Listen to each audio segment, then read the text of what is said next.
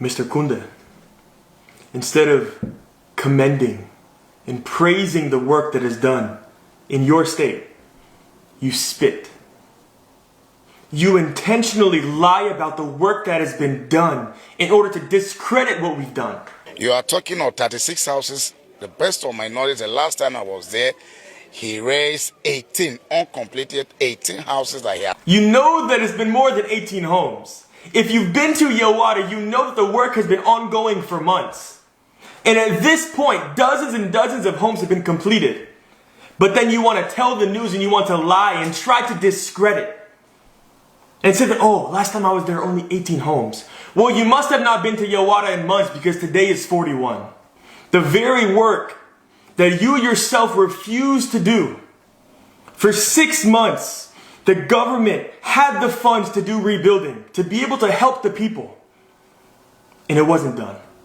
You sat on the money that was supposed to go to the ones who lost their families, who were massacred in the night, who now have no home. And you chose to do nothing. And we do what you guys refuse to do. And your choice is not to uplift and to praise, but to spit on what we have done. I don't know who gave him 300 billion projects to build market. It's laughable. We don't have such. If you have any 300 billion project that the ministry write to him or whatever, he should come. Mr. Kunde, you say that you have no clue who talked about a 300 million market. Yet it was your own words. Tell the truth. I have the messages. They're right here. You sent the video. You told me the figures of what this market that was proposed will cost. And I rejected it and I said no.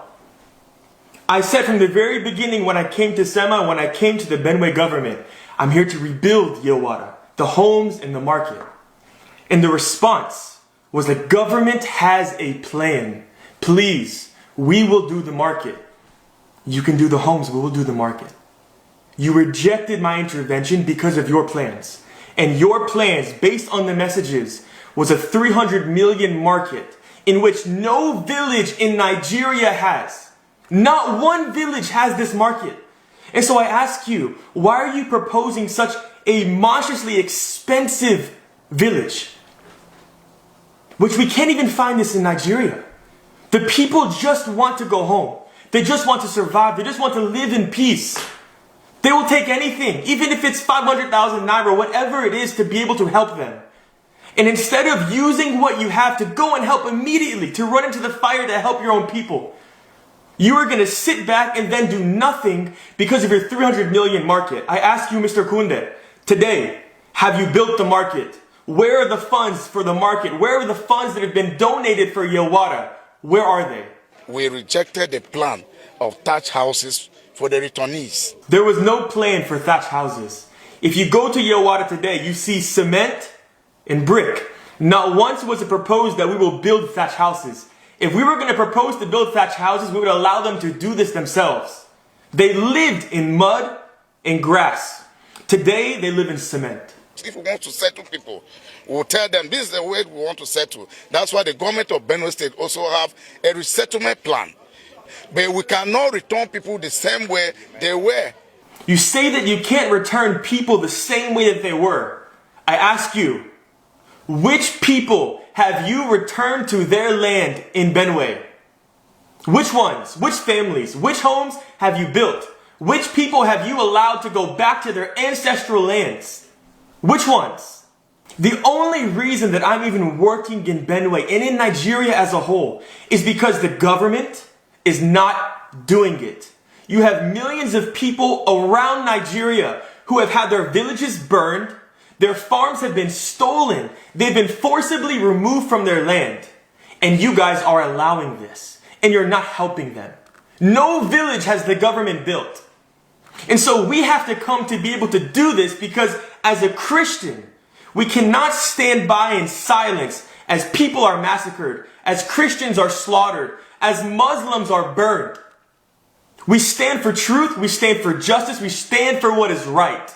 And it is our duty to do this. And we come because you are not doing it.